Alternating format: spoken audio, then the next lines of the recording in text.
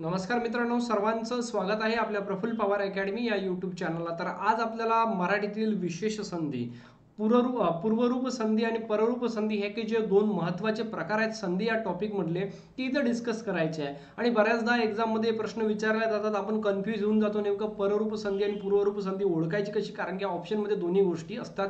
आणि जसे काही आपल्याला 4 ऑप्शन दिले जातात त्यामध्ये 2 उदाहरणं साधारणतः आपल्याला पूर्वरूपचे पररूपचे, पण आपल्याला नेमकं आपलं उत्तर कसं आहे ह्या गोष्टी आपल्याला इथं पाहण्यासाठी महत्त्वाची गोष्ट म्हणजे काय, त्या टोटली ओळखता येणे गरजेचे आहेत.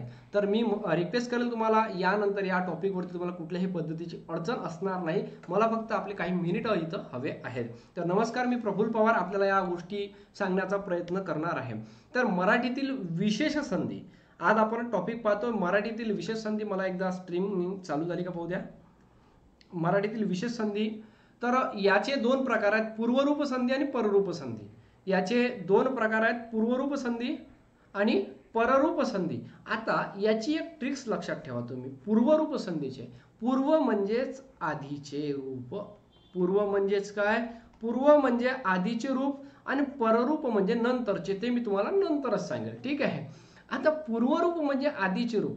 आपण कधी कधी शब्दांची संधी तयार होत असताना एकत्र येणाऱ्या दोन स्वरांपैकी पहिला स्वर कायम राहतो. म्हणजे पहिला स्वर कायम राहतो आणि दुसरा जो स्वर आहे, आपला जो दुसरा स्वर आहे, दुसरा स्वर काय, दुसरा स्वर लोप पावतो. याला आपण पूर्वरूप संधी असे म्हणतो. आता नाही समजलं असेल तर इथं थोडं पहा. 1 नंबरचं मी उदाहरण दिलेलं आहे इथं. नाही अधिक असा नाहीसा. नाही अधिक असा नाहीसा. आता नाही म्हणजे ई प्लस अ.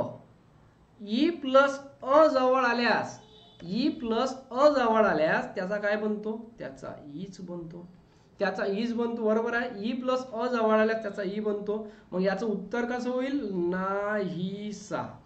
आता तुम्हाला परतही समजलं नसेल का, नेमकं आधीचं तर सांगितलं पण ते जसं पाहिजे तसं डोक्यात नाही गेलं. बरं आता पहा, लक्ष ठेवा. नाही अधिक असा, असं आपण लिहिलं कसं, ई अधिक अ लिहिला. याच्यामध्ये तुम्हाला प्रश्नामध्ये कुठं अ दिसते का रे? बिलकुल दिसत नाही. पण तुम्हाला ई दिसते, कारण की ही विलांटी मोठा ई आहे. मोठा ई आहे म्हणजे हिला तो मोठा ई लागलेला आहे. लक्ष ठेवजा. ई प्लस अ त्याचा काय होते, ई होते नाहीसा. या शब्दामध्ये अचा लोप होऊन राहिला आणि हा शब्द कायम राहून राहिला. म्हणजे पहिला शब्द कायम राहून दुसऱ्या शब्दाचा लोप होतो, त्यालाच आपण पूर्वरूप संधी असे म्हणतो. त्यालाच आपण पूर्वरूप संधी म्हणतो. आणखी 3-4 उदाहरणं घेऊ आपण. साजे अधिक असा. आता पहा, साजे अधिक असा.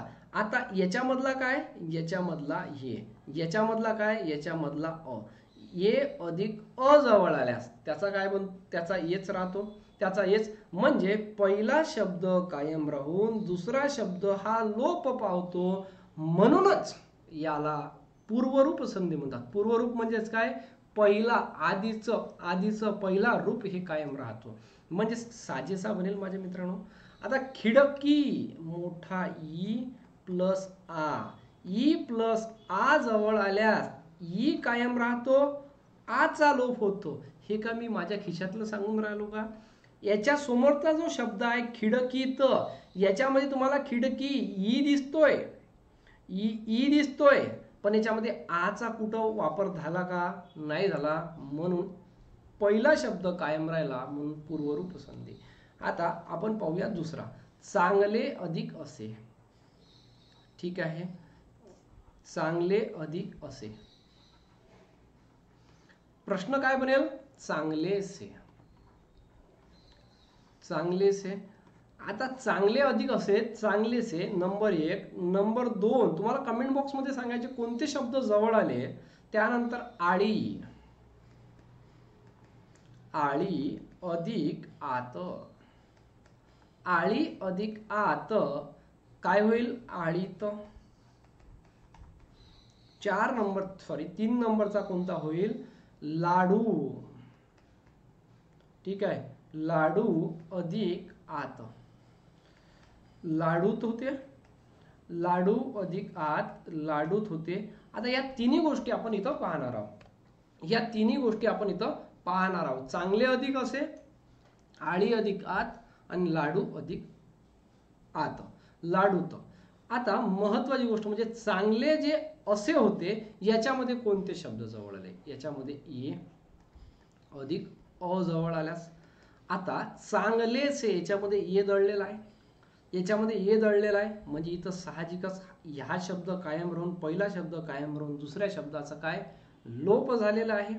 चांगलेचे समजलं. यानंतर आळी, आता ई अधिक आ जवळ आलास काय होईल? आळीत, म्हणजे दुसरा शब्दाचा लोप झाला, पहिला शब्द कायम राहिला. अशा प्रकारे पूर्वरूप संधीचं उदाहरण हे सुद्धा होईल.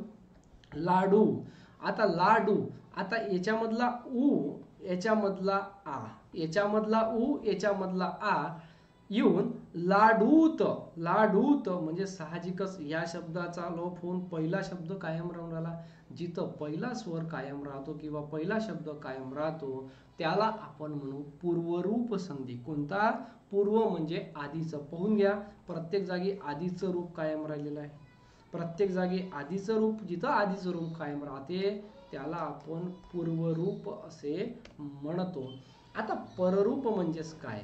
काही मराठीतील शब्दांची संधी होताना एकत्र येणाऱ्या दोन स्वरांपैकी पहिल्या स्वराचा लोप होतो. इथं काय पाहिलं होतं आपण? पहिला स्वर कायम राहतो आणि दुसऱ्या स्वराचा लोप होतो. इथं तसं नाहीये. इथं काय म्हणते? पहिल्या स्वराचा लोप होतो आणि दुसरा जो स्वर आहे तो कायम राहतो. याला पररूप संधी असे म्हणतात. बर, आता पहा, हात म्हणजेच काय? अ अधिक उ, अ अधिक उ जवळ आल्यास त्याचा काय बनतो? उच बनतो. म्हणजे हा पहिला शब्द लोप पावून दुसरा शब्द कायम राहतो. याला पररूप संधीचं उदाहरण आपण म्हणू शकतो. याचबरोबर न अधिक उमजे, आता अ याच्यातला उ, अ अधिक उ जवळ आल्यास त्याचा उ बनतो. म्हणजे हा शब्द कायम लोप होऊन दुसरा शब्द कायम राहतो. म्हणजेच आपण काय म्हणू? अ अधिक उ जवळ आला त्याचा उच होतो. भरड, आता याच्यामधला अ याच्यामधला उ, अ अधिक उ जवळ आल्यास त्याचा काय राहतो? उ. म्हणजेच काय? पहिला शब्दाचा लोप होऊन दुसरा शब्द कायम राहतो. आता पहा, दुसरं एक्झाम्पल आपण घेऊया. ठीक आहे. घर, घर अधिक ई. पहा आता, घर अधिक ई यामधला काय? यामधला अ, यामधला काय होईल? यामधला ई. आता घर अ अधिक ई जवळ आल्यास त्याचा काय बनतो? ईच बनतो. म्हणजे हा पहिला शब्दाचा लोप होऊन दुसरा शब्द कायम राहतो. शब्द कसा बनेल? घरी. प्रश्न पेपरमध्ये कसा फेज होईल? घर प्लस ई कोणत्या संधीचे उदाहरण आहे? तुमचं उत्तर असायला पाहिजे पररूप संधी.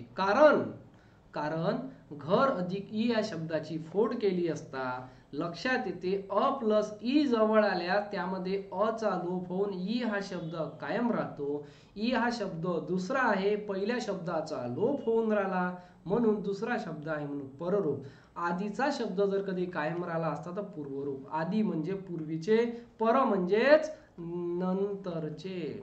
पर म्हणजेच काय? नंतरचे. नंतरचा पहा हे रूप नंतरचा, पहा हे रूप नंतरचा, इथं पहा नंतरचे रूप आहे. आणखी आपण उदाहरण घेऊया. ओके. घाम, घाम अधिक ओळे. एक मोठा एक्झामच्या आवडीचा प्रश्न आहे, प्रत्येक एक्झामला विचारला ते. घाम अधिक ओळे म्हणजे याच्यातला अ अधिक याच्यातला ओ जवळ आल्यास, अ अधिक ओ जवळ आल्यास काय होते? ओच होते. घामोळे. पण याच्यामधले पहिल्या शब्दाचा लोप होऊन राहिला, दुसरा शब्द कायम राहून राहिला. ओके. अ अधिक उ जवळ आल्या त्याचा ओ होतो, तर दुसरा शब्द कायम राहून राहिला म्हणून हेच काय झालं? पररूप संधीचं उदाहरण झालं. आता एक अधिक एक, मोठा एक्झाम मध्ये प्रश्न बऱ्याचदा विचारलाय. एक अधिक एक, आता एक म्हणजेच अ अधिक ये जवळ आल्या त्याचा ये बनतो. म्हणजेच आपण शब्द कसा लिहू? एक एक. एक एक म्हणजे लक्षात येईल आपल्याला इथं मात्रा आहे, येचा उच्चार या के मध्ये दिलेला आहे. म्हणजे हा शब्द लोप होऊन राहिला, हा शब्द कायम राहून राहिला. त्याला आपण काय म्हणू माझे विद्यार्थ्यांनो? पररूप संधी, त्याला काय म्हणू आपण, पररूप संधी. मी तुम्हाला काही इथं उदाहरण देतो, ओके, ते तुम्हाला कमेंट बॉक्समध्ये सांगायचे आहे. सॉरी, हर अधिक एक. कमेंट बॉक्समध्ये असं सांगा की नेमकं हर एक मध्ये कोणते दोन शब्द जवळ आले आणि त्याच्यापासून काय बनला. ठीक आहे. त्यानंतर आपल्याला मी 2-3 विचारतो वेगवेगळे, ते तुम्हाला बरोबर सांगायचं आहे. चांगले अधिक असे झाले, लाडू अधिक, साजे अधिक असा झाला, नदी, नदी अधिक आत. कोणते शब्द जवळ आले, कोणत्या संधीचं उदाहरण आहे. ओके, इथं कोणता शब्द जवळ येते, इथं कोणता शब्द येते, कोणता शब्द बनते. ठीक आहे. पहिला कायम राहत असेल तर पूर्वरूप, नंतरचा कायम राहत असेल तर पररूप, हे लक्ष ठेवजा. ठीक आहे. चिंधी अधिक ओटी, चिंधी, चिंधी अधिक ओटी, चिंधी अधिक ओटी, चिंदोटी होते. कोणत्या संधीचं उदाहरण, पररूप होईल का पूर्वरूप होईल, ह्या गोष्टी आपल्याला इथं कमेंट बॉक्समध्ये सांगायच्या आहेत. तर नक्कीच तुम्हाला व्हिडिओ आवडला असेल. आपल्याला जे काही मराठीचे व्हिडिओ होते गेल्या बऱ्याच 1 वर्षापासून बंद आहे चॅनलवरती व्हिडिओ, पण जे काही थोडे बहुत व्हिडिओ टाकले होते मी त्या चॅनलला, इतक्या जास्त लोकांनी सपोर्ट केला का जवळपास समाजसारखे व्हिडिओ 2.5 लाख लोकांनी बघितलेले आहेत. तर विश्वास आहे तुम्ही याही व्हिडिओला सपोर्ट करसाल. काही तुमच्या गरजा असतील व्हिडिओच्या संदर्भात, कोणत्या टॉपिकवरती तुम्हाला अडचण असेल, नक्की मला सांगा, मी तो व्हिडिओ घेऊन येणार आहे. ओके, भेटूया अशाच एका नवीन व्हिडिओला. Thank you so much. स्वस्त राहा, मस्त राहा आणि अभ्यास करा. कुठल्याही पद्धतीची अडचण असेल नक्की आम्हाला कळवा. Thank you so much.